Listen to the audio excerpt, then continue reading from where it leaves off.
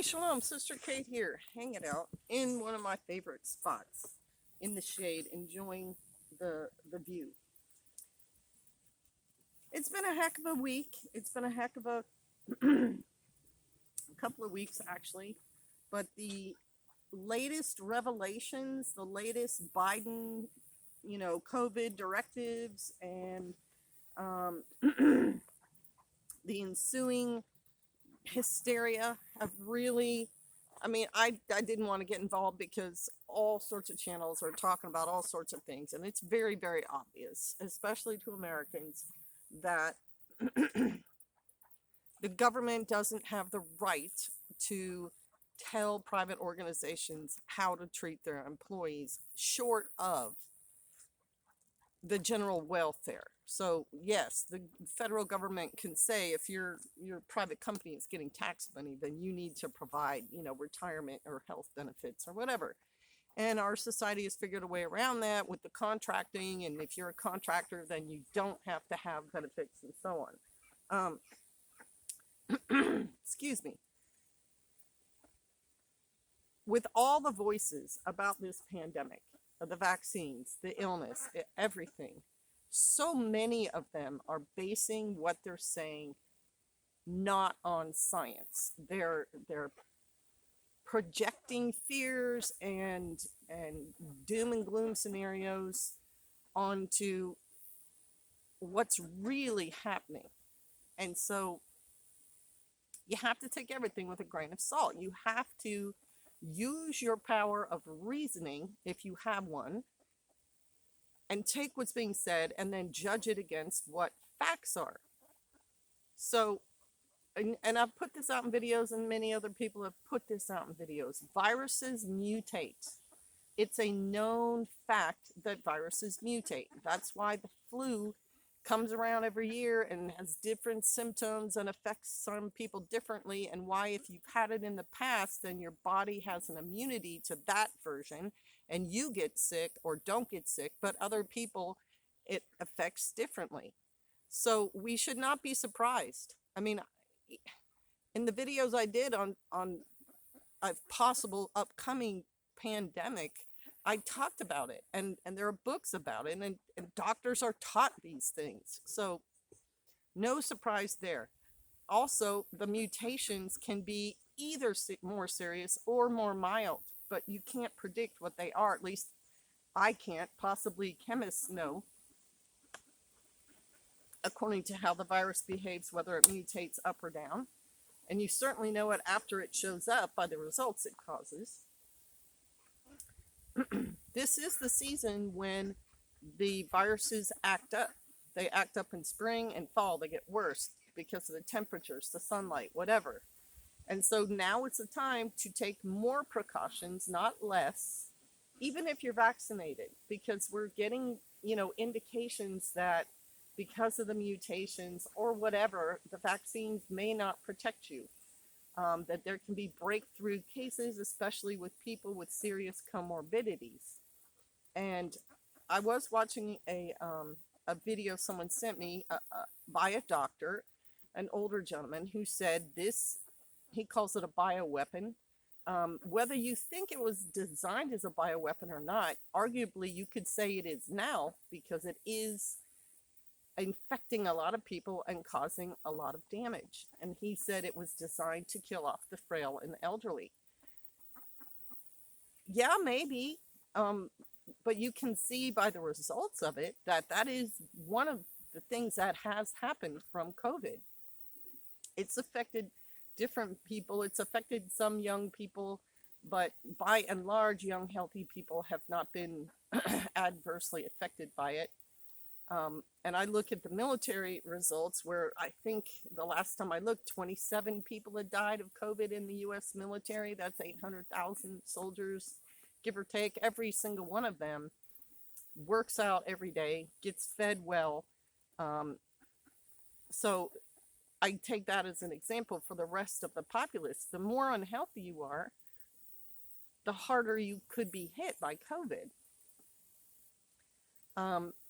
And so you have to look at yourself. You have to say to yourself, Am I living healthily? Have I been making wise choices? Am I just sitting around, drinking soda and playing video games all day long? And am I grossly overweight and out of shape? Because these things are important.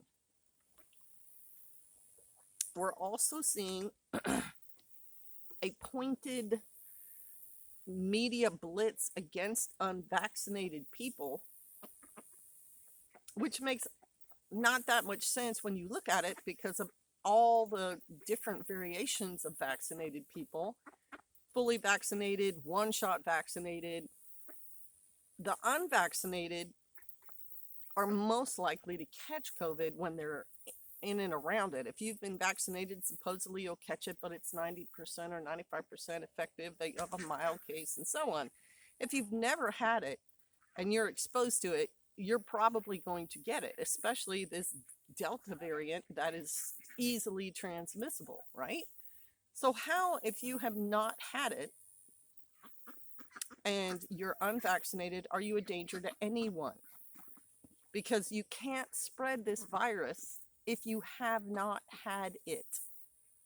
The virus itself needs a host. It's like a, oh man, of course the word's going to elude me now. The virus cannot live by itself. It's not a little thing living in a pool that can function or survive. It has to be in a host. They got the host for it originally was some bat.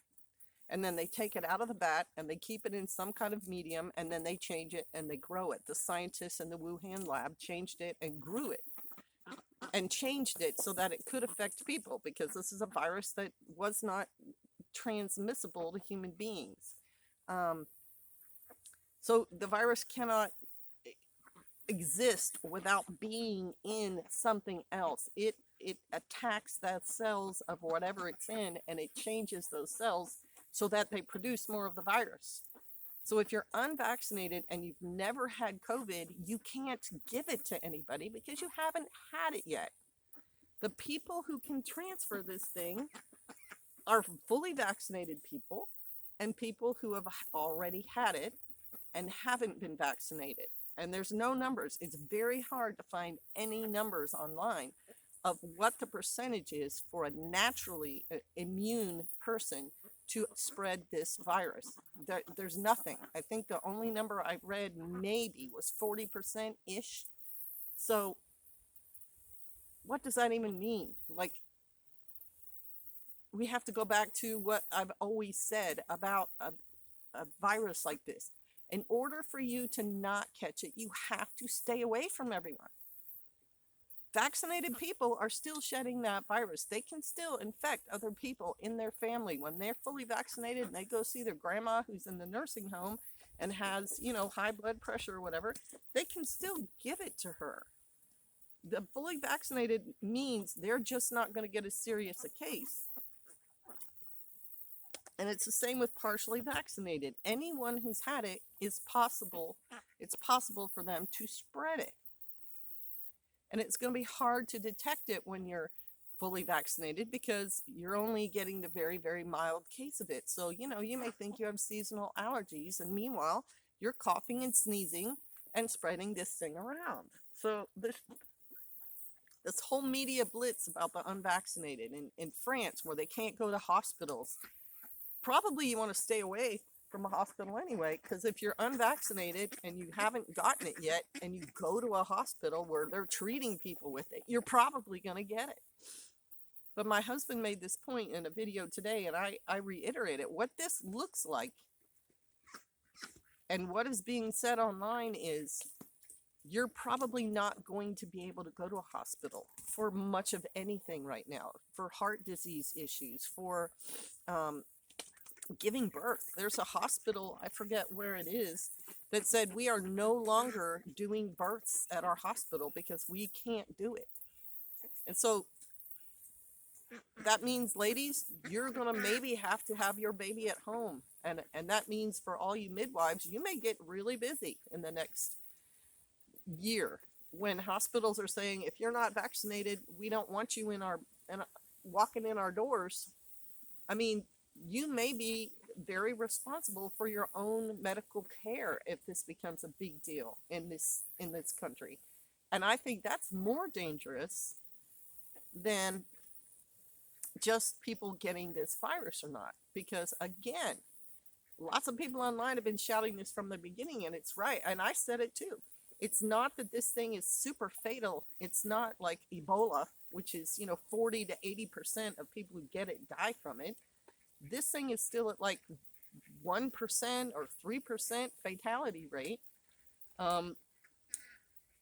The danger is using it against other people and telling them, if you're not vaccinated, then you can't come get your teeth taken care of. You can't get your cavities filled or your eye prescription or things like that. And that's crazy. That really is just crazy modern thinking. Huzzah. No. Hey, no. Get over here. Sorry, my dog's trying to sky out. Hey, come on. You sneak out. Come on. When he sneaks out, he goes and does bad things, like tries to eat garbage. Come here. Big goober. Show him to you. So you know I'm not just over here blowing smoke. I'm actually talking about something real. Now, another fallout of all this nonsense that's going on and division, because that's a major thing too, is people who believe the vaccine is dangerous, pooling together. People who think the vaccine is evil, pooling together. It's harder to do anything when you're divided. Our Civil War proved that our country doesn't function well when we're divided. It functions better when we're united. And so there's going to be mental health issues continuing. Yeah, I know it's canted. My thing, I'm holding it together with duct tape, and it's on very uneven ground. But the mental issues are going to keep getting worse and worse. When your security is threatened, when you do not feel as though you are on solid ground, that causes the stress and the imagining of evil things happening, where there might not be any. And also, if bad things are happening, that's a mental stress on you too. So I'm not saying bad things aren't happening. I'm saying stresses keep getting worse and worse. So it's going to be harder and harder to deal with. And viruses don't just disappear. The 1918 virus, the flu, it kind of calmed down after 2 years. Either everyone had died from it or everyone had kind of gotten immunity to it and it all kind of settled down. But it had killed 50 million people worldwide. We are still not anywhere near those numbers, but we need to keep everything in perspective so that we can continue to be flexible to what comes in the future. All right, y'all, I'm going to get out of here. I've yacked at you long enough. Stay in the Word, band together with people of like mind, and hunker down. All right, bless you. Shalom.